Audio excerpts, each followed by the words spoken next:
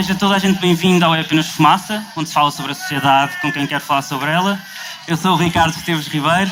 Hoje, diretamente do palco Jazz na Relva, no Festival Paredes de Cora, temos como convidado Nuno Lopes, ator e DJ. Participou na telenovela brasileira...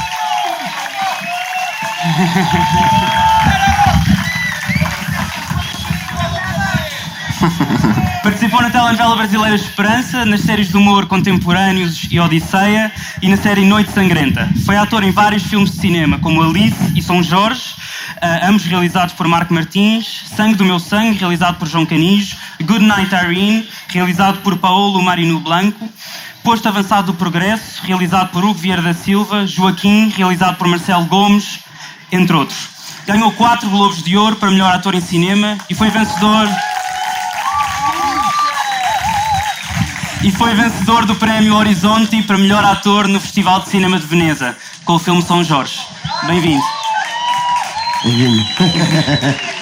Muito obrigado pela recepção calorosa. Para começar, gostávamos que ouvisse um áudio. Obrigado à Academia e aos seus membros. O São Jorge é um filme sobre um período muito negro da nossa história recente. A Troika e a austeridade que se abateram sobre nós há uns anos atrás. Hoje estamos aqui nesta gala maravilhosa e devia ser uma festa para a cultura, para festejar a cultura. Mas na cultura, infelizmente, os anos da crise ainda não passaram. Continuamos a ser desrespeitados constantemente nos atrasos dos concursos e na forma pouco clara como os subsídios são atribuídos.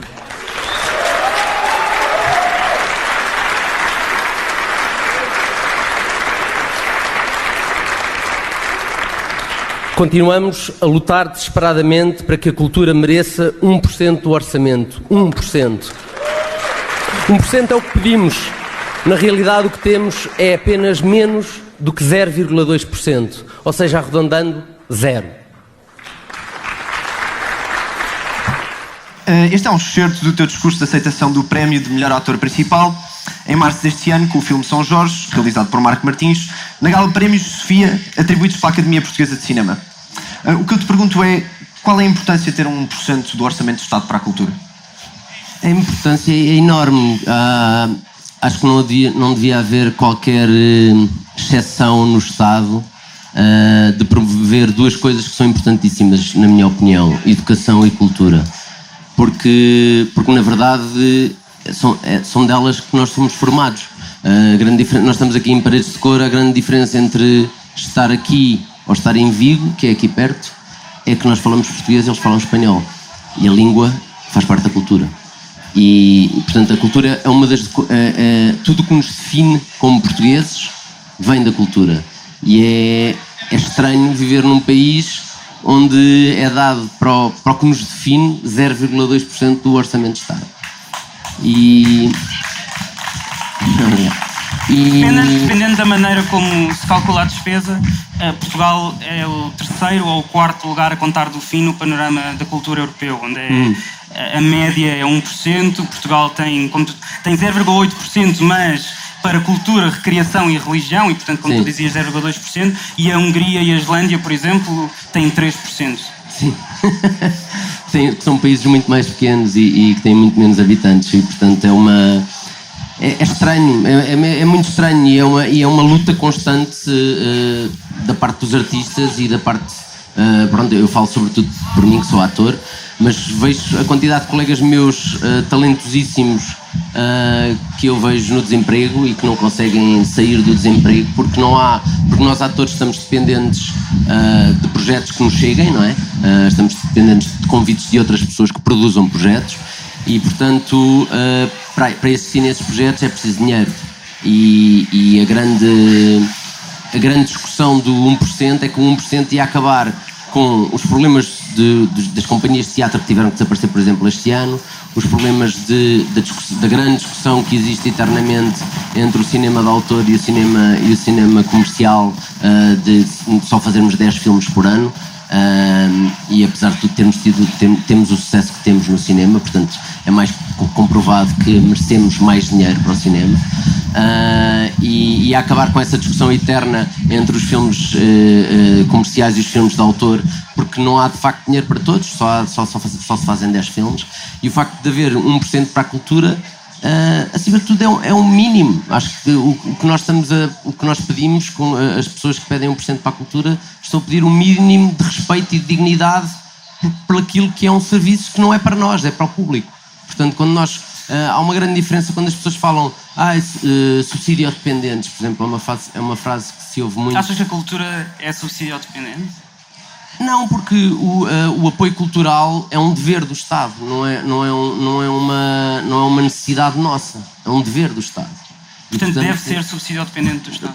Não é subsídio dependente, o Estado tem o direito e deve apoiar a cultura. É um dever do Estado, como proteger as fronteiras, como uma data de outras coisas que o Estado tem que fazer, como ter hospitais, como tudo mais. E, portanto, é muito estranho quando, quer dizer, então os hospitais também são subsídio dependentes.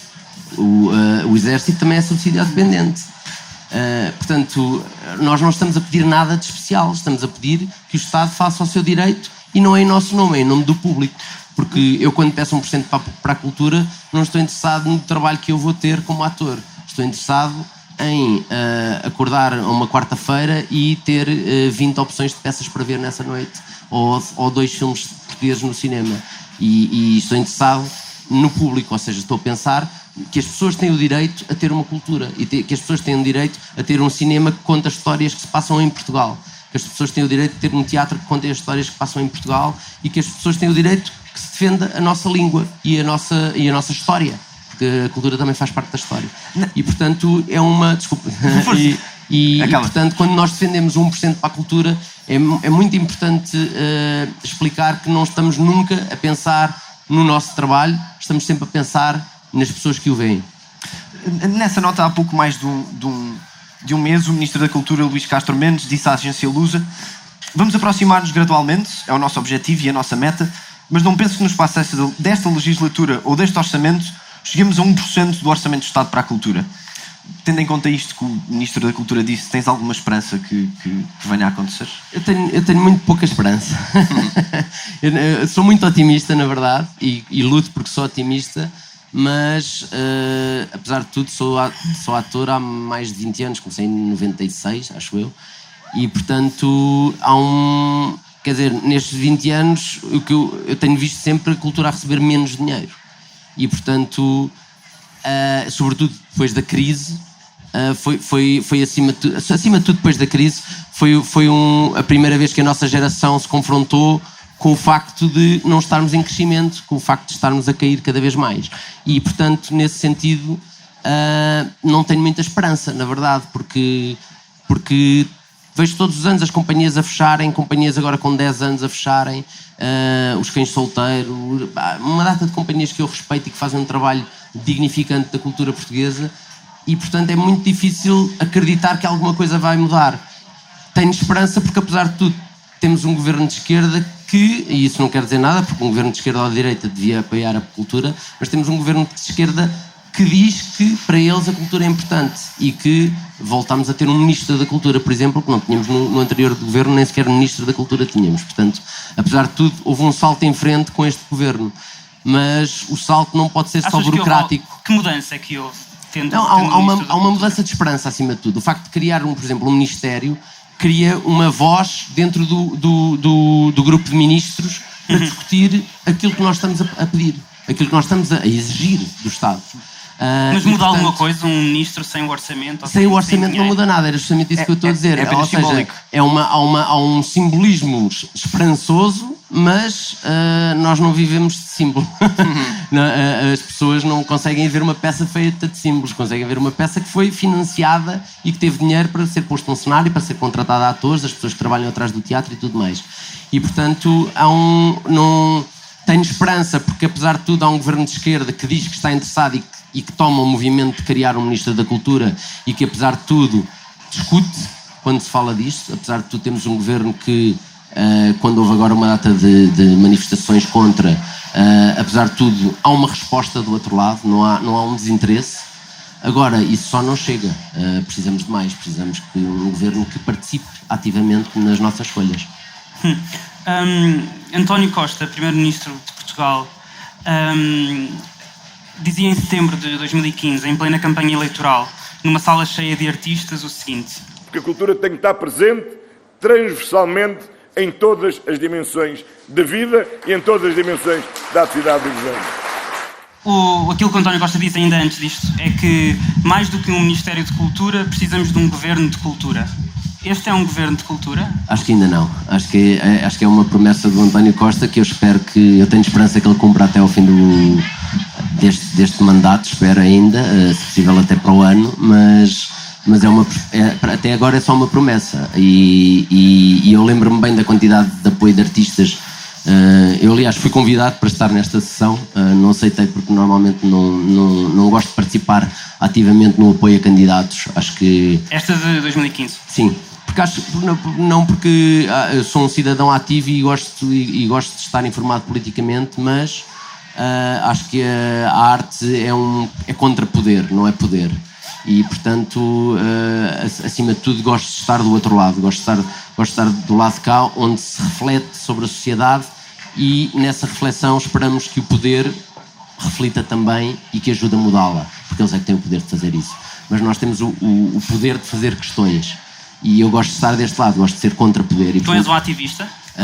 Não sei se me descreveria como um ativista, acho que não sou um ativista, mas sou uma pessoa interessada e sou uma pessoa que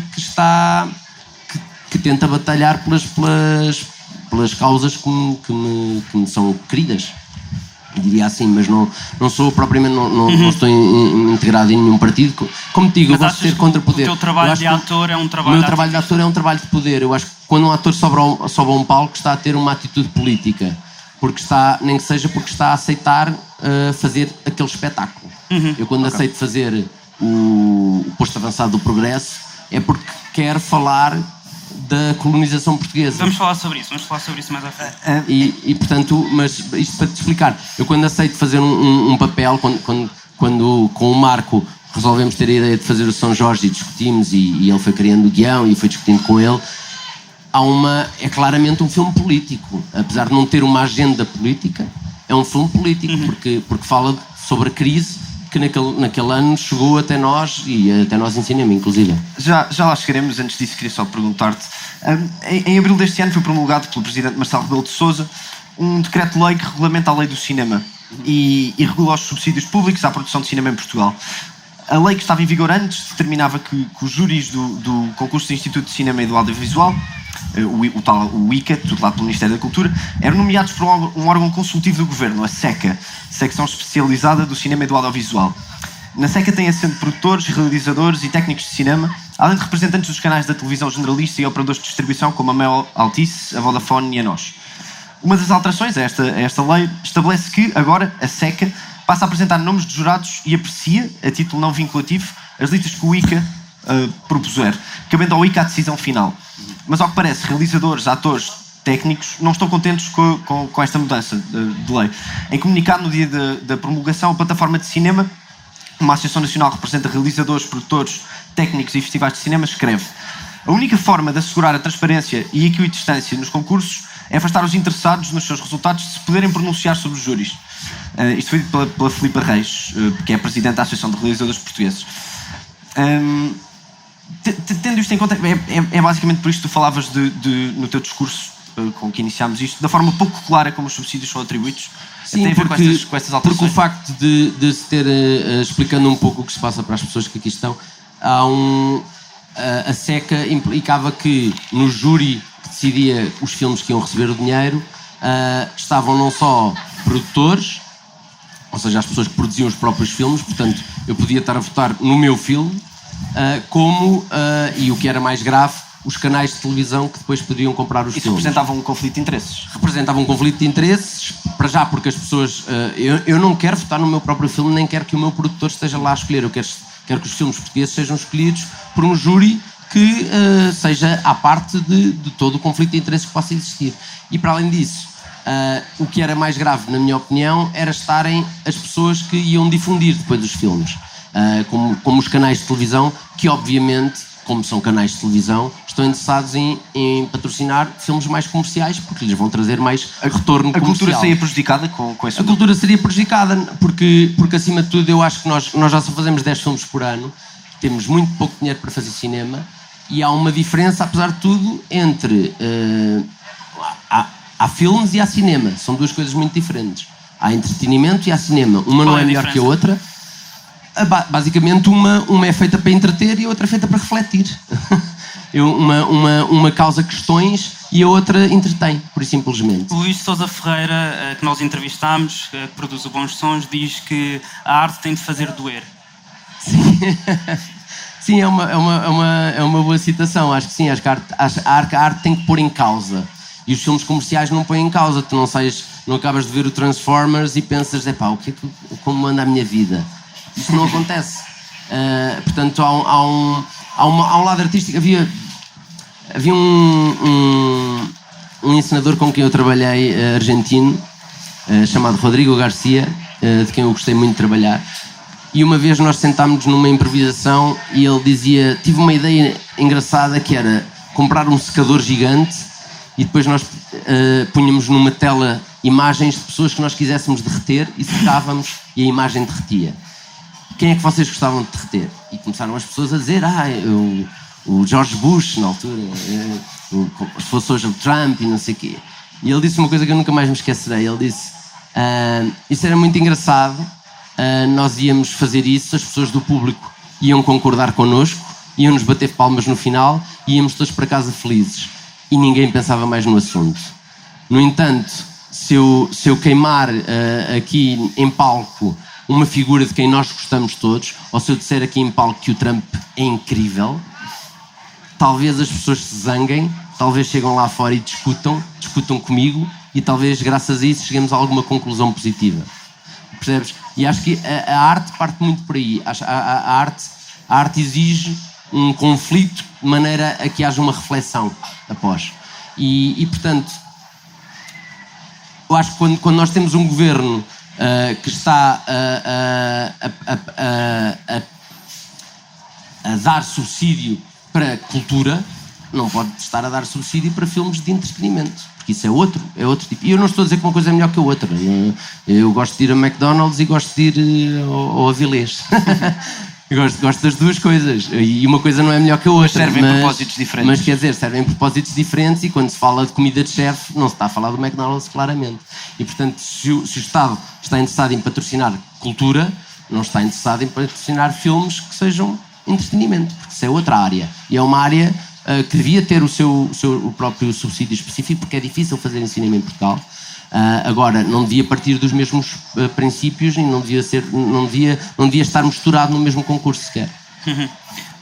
Queríamos que ouvisses outro áudio de um trabalho teu, este aqui já com mais tempo. Para mim sou um rockstar. Para mim estou estiloso, sentadinho, sem fazer nenhum, ouvir música. Toda a gente gosta dele, que ele é espetacular, ganhou prémios e globos e coisas.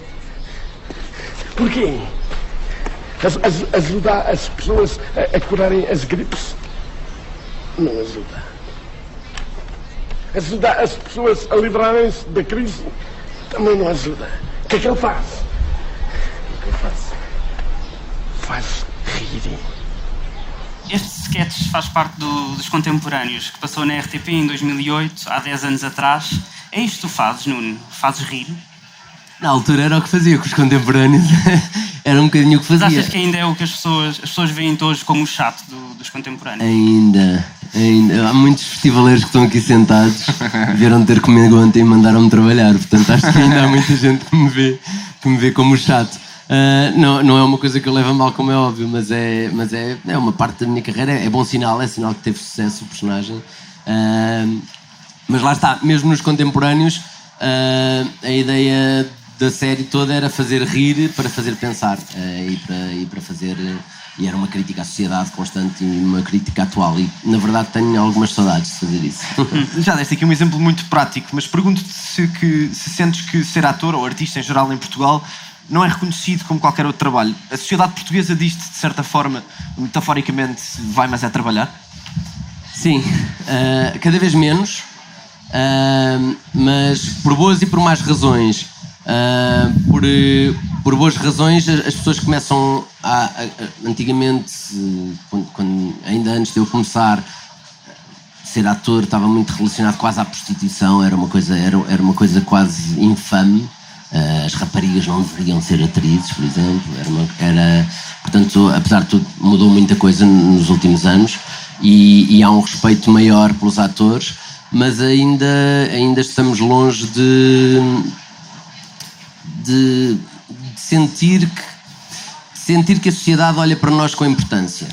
Eu acho que não faço ideia. Adoraria ter essa resposta para ti, mas não faço mesmo ideia, porque eu vivi no Brasil, eu fiz uma novela no Brasil e acontecia-me uma coisa que lá, só percebi essa diferença lá, que é quando alguém dizia artista, não era de uma maneira ofensiva.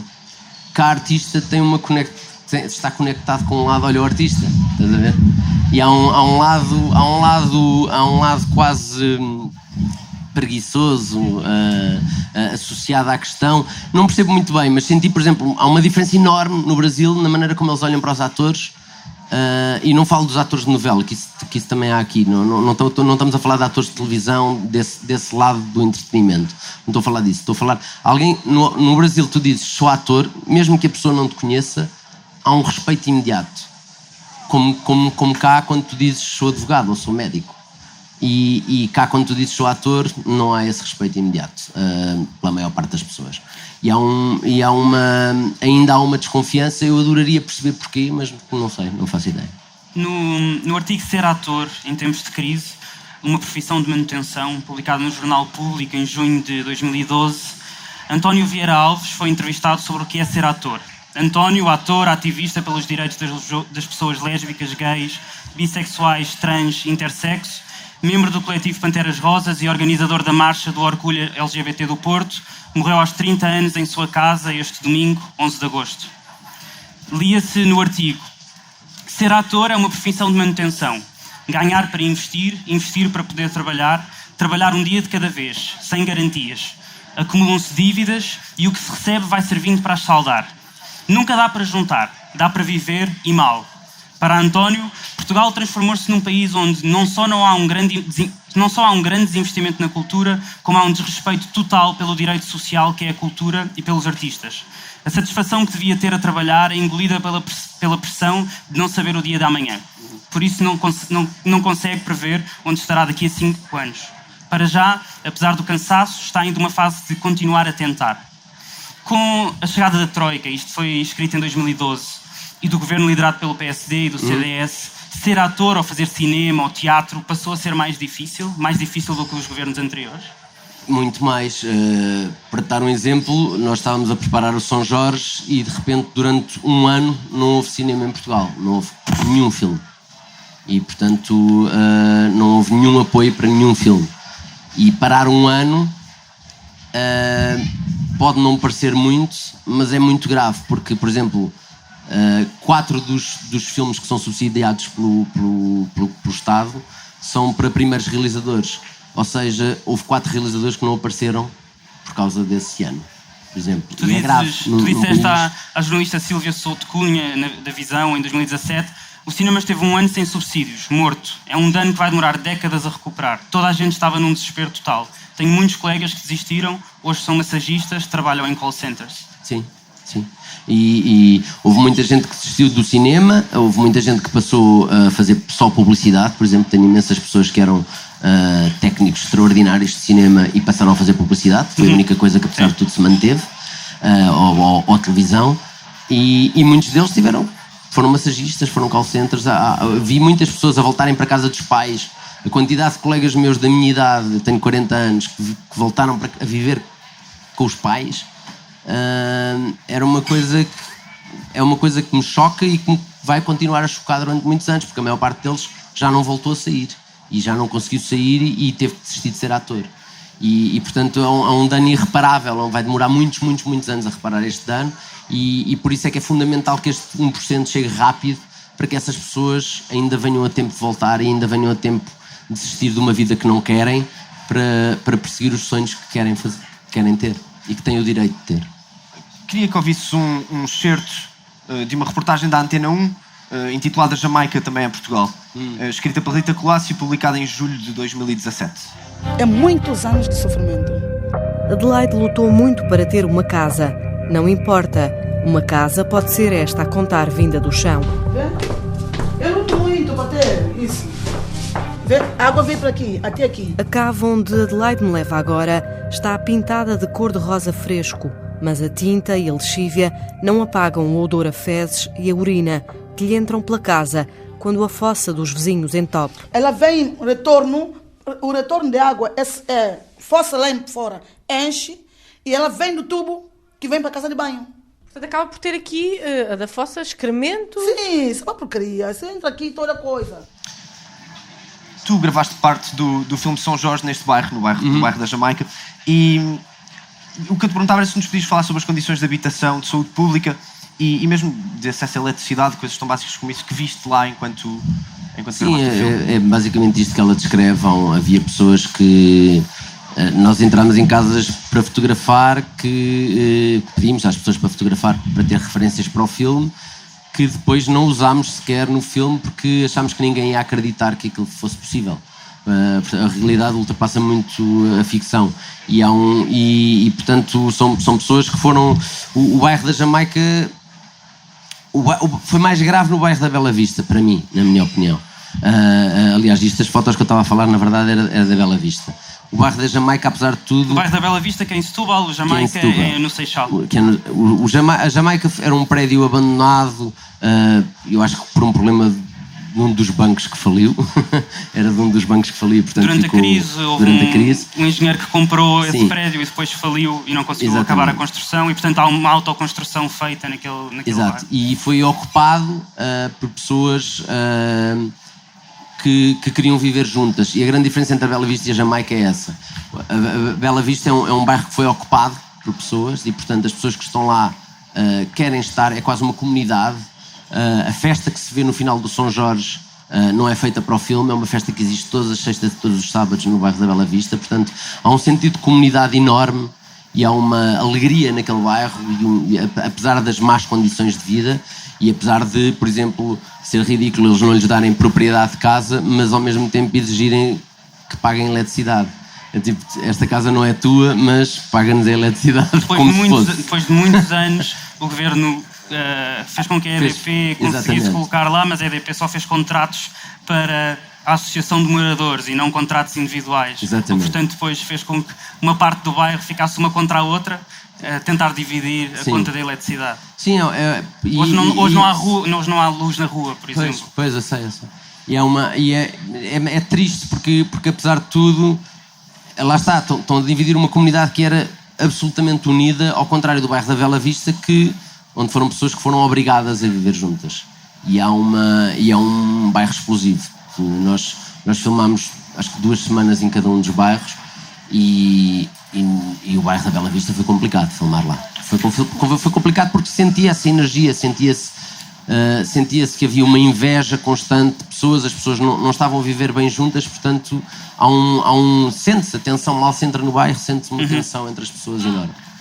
As pessoas vivem isoladas, apesar de tudo. São várias as cenas de racismo e xenofobia que acontecem no São Jorge. Por exemplo, conversas à mesa sobre a integração de ciganos e também uma conversa com o teu pai, no filme, interpretado por Joaquim Raposo, que diz ao Jorge, que tu interpretas, sobre a mãe do teu filho, que é negra, interpretada... José Raposo, peço desculpa. Que é negra, interpretado por Mariana Nunes. E passo a citar, foste lá levar o guitarra brasileira, tiraste o teu baralho para lhe dar, não foi? O que é que ela te quer mais? Quer dizer, já te fez um filho, já sacou os papéis, agora quer o quê? Subsídio de putice? O que eu te pergunto com isto é se achas que Portugal é um país racista? Acho que ainda estamos longe de não ser racistas. Acho que somos, comparado com alguns países europeus, não estamos muito mal. Mas isso não quer dizer nada, porque enquanto houver racismo estamos muito mal. E acho que ainda existe, há uma xenofobia enorme com os estrangeiros ainda, que se sente com os brasileiros, sente-se com os ucranianos, e apesar de tudo ainda há sente-se nos bairros e na maneira como as pessoas falam. Às vezes as pessoas não têm sequer consciência do quão racistas estão a ser, mas o facto de tu estares a falar de uma pessoa baseado na cor dela, mesmo que seja não negativamente, pode ser racismo. E acho que ainda não quebrámos essa má tradição, entre aspas, com o passado. E foi uma das razões pelas quais eu fiz o posto avançado do Progresso. Queria falar sobre isso. Foi sobre isso. Porque... Esta é a última pergunta antes de depois nós passarmos a um par, ou um bocadinho mais, não sei, de perguntas se alguém tiver. Para além do São Jorge, como estavas a dizer, fizeste outros 2 filmes que nós gostávamos de falar. O Joaquim, realizado pelo Marcelo Gomes, e o Posto Avançado do Progresso, realizado pelo Hugo Vieira da Silva, que falam sobre o colonialismo. A história do colonialismo português ainda está por contar, achas? Está. Estamos muito longe de a contar. Uma das razões pelas quais eu aceitei fazer esse filme, tanto o Joaquim como o Posto Avançado do Progresso, é porque acho que se ensina, temos um mau ensino da história portuguesa. Nós falamos da nossa história só do ponto positivo, como os portugueses fizeram as descobertas e descobriram mundos, e não falamos do mal que fizemos às pessoas que, entre aspas, descobrimos, porque elas já lá estavam. E nós chegámos e transformámos em escravos e matámos índios e roubámos, e acho que essa parte da história é fundamental, porque acho que não podes... parece que só estamos a olhar para os nossos grandes feitos, e eu sou todo a favor de ser positivo e sou todo a favor de exaltar um país, mas sou completamente contra nacionalismo e sou completamente contra defender um país acima do bom senso. Acho que acima de tudo temos que ter bom senso quando estamos a defender o nosso país, para o bem do nosso país. E para o bem do nosso país temos que olhar para os nossos defeitos da mesma maneira que olhamos para as nossas qualidades. Para o bem do país temos que ter no telejornal 10 minutos sobre o bairro da Jamaica, já que temos 40 sobre o autocarro da seleção. Portanto, para o bem do país temos que olhar para os nossos defeitos da mesma maneira que olhamos para as nossas qualidades. E, portanto, é fundamental para mim contar, e lá está a tal arma antipoder. Eu tenho a oportunidade, não posso fazer poder, não posso exigir que os professores deem na escola o lado negro da colonização, mas posso contar as histórias nos filmes, e posso aceitar fazer filmes que falem sobre essa história e falem sobre o mal que nós fizemos aos outros povos.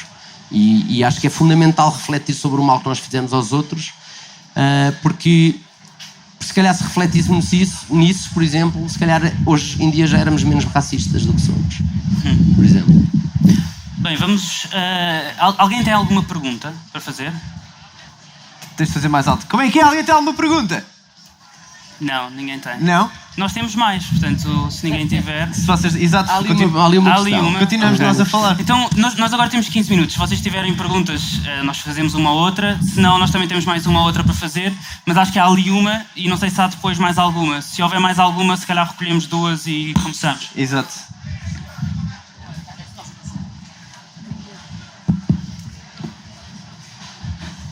Ora, Ganda Nuno, muito boa tarde. Antes de mais, prazer em falar contigo. Obrigado. Queria-te fazer simplesmente esta pergunta. Qual foi a personagem que mais te deu gozo, e já agora porquê? Eu acho que há muitos personagens que me deram prazer. Eu acho que o que mais me toca e o que foi mais difícil libertar foi o Jorge do São Jorge, porque foi um projeto. O São Jorge partiu de uma ideia minha. Eu tinha o sonho de fazer um pugilista, porque acho que, apesar de tudo, há um lado quase decadente no boxe em Portugal. Ou seja, quando vejo o campeão nacional, passa fome. E portanto, há um lado de uma luta que em Las Vegas, por exemplo, tem um lado multimilionário e tem uma coisa de quase espetacular. E em Portugal, quando nós fomos ver o Guerreiro do Norte, que é um dos melhores boxers Portugal já teve, a fazer a sua despedida como boxer, era num centro comercial no Porto. E ele desceu as escadas rolantes e aquilo era no meio do centro comercial e havia pessoas às compras. E esse lado meio triste eu achava super cinematográfico. E aliás foi assim que convenci o Marco a fazer o filme, foi quando fomos ver essa gala. E acima de tudo é um personagem. E eu trabalhei com o Marco durante 5 anos, fui dando ideias para o guião, fui discutindo com ele o guião, fiz o casting com ele, fomos ver os sítios. Portanto, o São Jorge é um filme que eu não fiz só como ator. Como é óbvio, é um filme do Marco, escrito pelo Marco e tudo mais, mas não é um filme que eu acompanhei só como um ator. É um filme do qual eu fiz parte. Aliás, nós discutimos muito pouco sobre o Jorge, na verdade, porque estávamos sempre a falar só do filme e como o filme era o personagem, acabávamos por falar do personagem. E depois, para além disso, eu tive, apesar de tudo, 2 anos a fazer boxe e 6 meses a trabalhar 6 horas por dia no boxe e no crossfit e no ginásio. E houve um trabalho físico também muito intenso. Eu, aliás, acho que ainda não recuperei do São Jorge. Ainda aos poucos estou a começar a libertar-me, mas é um dos personagens que mais tenho dificuldade em largar. O São Jorge, que tem dívidas, vive num bairro da periferia de Lisboa, depois começa a trabalhar para uma empresa de cobrança de dívidas. Quem é que essa empresa representa? Assim, essas empresas existem muitas em Portugal. Nós falamos com muita gente que faz esse trabalho. Aliás, há pessoas no filme que faziam esse trabalho. Há muitos dos diálogos do filme que são improvisados porque as pessoas eram o que elas faziam. E portanto havia uma data, não sei o número exato, mas havia centenas de empresas que faziam esse trabalho, e era legal. Não era legal a parte da ameaça, mas a ameaça é muito ténue, porque como é que tu provas que foste ameaçado? Porque, por exemplo, havia imensas histórias. Havia um dos cobradores que dizia-nos: nós raramente temos que passar a ação, mas chegamos à tua casa 3 tipos de 2 metros e largos de ombros às 3 da manhã e batemos-te à porta e dizemos que tens uma dívida e tu preenches os espaços brancos e percebes que tens que pagar. E portanto, ou seja, é muito difícil. A pessoa que recebeu, na verdade eles só foram bater à porta da pessoa pedir que lhe pague o que ela por lei devia pagar, mas apesar de tudo há uma ameaça que não está escrita. E portanto o lado legal da coisa é muito dúbio. Mas esse personagem representava. Nós descobrimos, nós íamos fazer um filme sobre boxe. A crise era tão forte em Portugal que era impossível não falar dela, e de repente descobrimos na nossa pesquisa que a maior parte dos boxers, na maior parte não, alguns dos pugilistas com quem nós falámos, descobriu a Mariana, aliás, que trabalhou para nós no filme. Alguns pugilistas com quem falámos faziam trabalhos como cobradores, e a partir daí percebemos que tínhamos um guião, a história de um homem que tem dívidas e que cobra a pessoas iguais a ele. Há mais alguma pergunta do público? Olá, Nuno, boa tarde. Boa tarde. É sabido que tu treinaste numa das escolas de boxe mais emblemáticas da cidade de Lisboa, também num bairro emblemático de Lisboa. Sim. E foi certamente muito fértil para o teu guião e para todo o teu trabalho. O que é que tens a dizer sobre isso? E sobre essa escola, sobre esse bairro, toda a vivência do que é uma escola de boxe em Lisboa? O que é que tens a dizer sobre isso? A escola, eu não me lembro agora exatamente do nome do bairro, mas fica ali ao pé do Casal Ventoso. Sabes o nome do bairro? Não.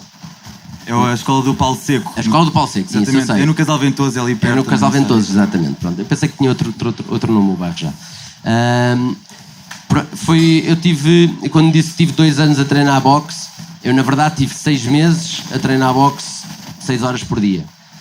Mas o outro ano e meio eu ia lá e fingia que treinava boxe e ficava a ouvir as pessoas o que é que as pessoas diziam durante o treino, o que é que diziam, que tipo de opiniões políticas é que tinham, que tipo de discursos é que tinham, e isso foi absolutamente fundamental para o filme. Para além disso, o Paulo Seco, que faz de meu treinador no filme, foi uma referência para nós e o São Jorge seria impossível sem a ajuda dele. Foi ele que montou as galas onde nós combatemos, onde o meu personagem combatia. Nós montámos, só parece um filme, mas montámos 2, e eram galas reais, eram combates reais, e foram todos organizados por ele.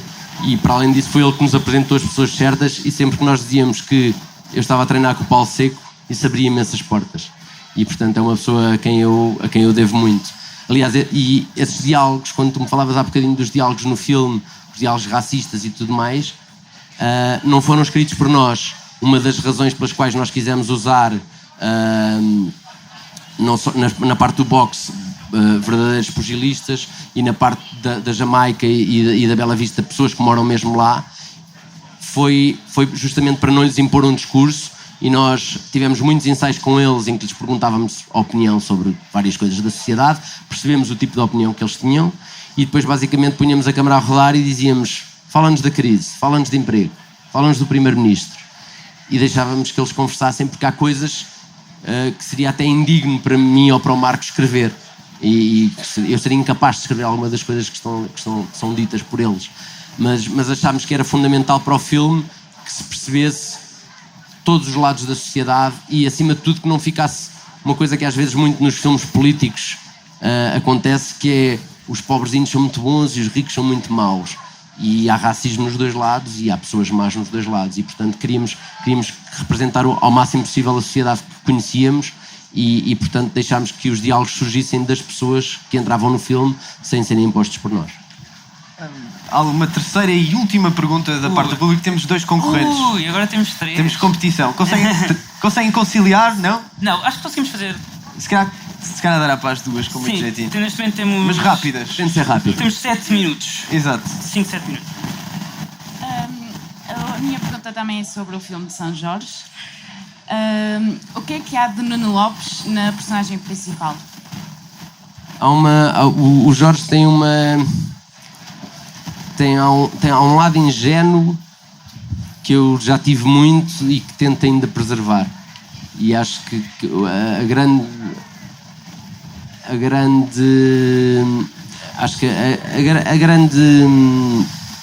grande conexão entre mim e o Jorge, acho que tem a ver com essa ingenuidade. E para além disso, há um lado, o Jorge não tem vontade de ser número 1. E eu também não tenho esse desejo, nunca tive esse... gosto de ter sucesso, gosto que os meus filmes sejam vistos, mas nunca tive... Por exemplo, muitas pessoas perguntam porque é que tu nunca realizaste ou porque é que tu nunca encenaste, porque eu tenho esse desejo.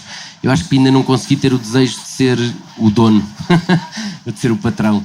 Não consigo. E acho que o Jorge também não tem isso. E acho que nesses 2 pontos, na ingenuidade e no facto de não se importar de ser número 2, acho que somos muito parecidos. Não sei se tínhamos aí mais uma pergunta, mas não sei se... Temos mais 2, há ali mais uma. Já está. Olá, boa tarde. O Nuno, no início, fez menção à questão do orçamental para a cultura, referenciou a parte da educação,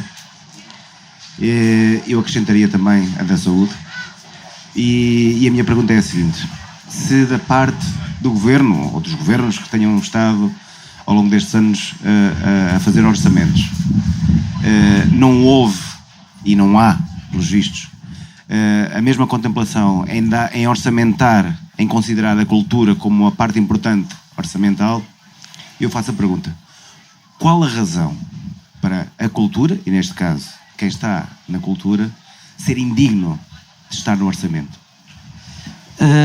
É uma boa pergunta. Acho que há várias razões. Acho que uma razão fundamental é que a cultura não é amiga da política. Lá está, é uma arma de contrapoder. E, portanto, para a política, os ditadores sempre quiseram ter pessoas menos culturalmente esclarecidas possível. Portanto, a cultura sempre foi incómoda para a política. Essa é uma das razões. Mas eu acho que há uma razão mais grave, que acho que, apesar de tudo, não sei até que ponto é que não há uma falta de desejo da população, e que essa falta de desejo se reflete depois no governo. Porque apesar de tudo, quando eu vejo os números de público do cinema português, quando eu vejo, apesar de tudo, o desrespeito que muita gente ainda tem pela arte, e como é óbvio, não estou a falar de toda a gente, há muita gente que nos respeita e os teatros estão cada vez mais cheios e apesar de tudo há cada vez mais um apoio à cultura da parte da população e da parte do público. Mas eu acho que ainda, devido à nossa educação, devido ao facto, os franceses têm cinema na escola secundária e preparatória, têm uma classe de cinema. E, portanto, e leitura e tudo mais. E, portanto, acho que parte da educação, e se nós fôssemos um país que na educação se apostava na cultura, quando os miúdos crescessem, queriam ver cultura e queriam exigir cultura ao governo. E eu acho que há uma parte que é isso, essa é a parte que me entristece mais, na verdade, porque o facto da cultura ser contra poder, acho normal que eles se assustem. Agora, entristece-me quando percebo que a maior parte da população ainda não quer cultura. E isso é muito triste. E uma das razões pelas quais, já que estou aqui, pelas quais gosto deste festival, é porque sei que a maior parte das pessoas que estão aqui não veio para ganhar bonés e para andar numa roda e para fazer parte da cultura do festival. Veio porque gosta das bandas que vão aqui tocar e veio porque está culturalmente interessada na música que vai aqui passar. E essa é a razão pela qual eu adoro este festival e pela qual este é o sítio onde eu mais gosto de estar. Bem, vamos à última pergunta do público, estamos mesmo a chegar ao fim. Nuno, considerando as duas... Onde é que estás? Estou aqui. Diz-me. Considerando quase os dois extremos ou não da sociedade, atualmente Portugal é um país mais fácil para ser Exaltinos ou para ser Nunes Lopes? Ui... Olha, não sei como é que está para o Exaltino, mas para mim não está fácil. Acho que está melhor para o Exaltino, porque eu vou-te dar um exemplo.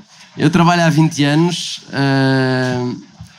tenho tido agora sem modéstia nenhuma, tenho tido uma carreira bem sucedida, tenho sido muito bem sucedido nos meus trabalhos e não tenho trabalho, estou desempregado neste momento e não sei quando é que vou ter. E portanto não está fácil para este lado. Portanto acho que o Exaltino está melhor, respondendo à tua pergunta. Então, Exaltino, que é presidente da Câmara de Oeiras. Certo, convinha dizer isso, não estava a perceber o que é que querias dizer. Acabamos assim então, este foi mais um episódio do É Apenas Fumaça, onde se fala sobre a sociedade com quem quer falar sobre ela. Obrigado, Nuno Lopes, ator e DJ. Obrigado. Connosco. E vejo-vos a todos hoje às 3 da manhã no palco.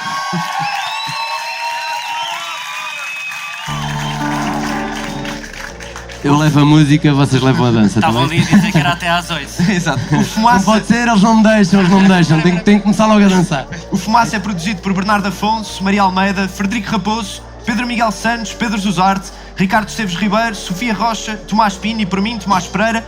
A música é dos Lotus Fever. Hoje são mais episódios em fumaca.pt ou no iTunes, no YouTube, na página da Comunidade Cultura e Arte, na RUM, Rádio Universitária do Minho, na Rádio Alma Bruxelas, no Shifter e noutras aplicações de podcast. Muito obrigado. Obrigado ao Festival Paredes de Cora e obrigado a vocês por terem estado aí. Foi um prazer. Amor. Até já!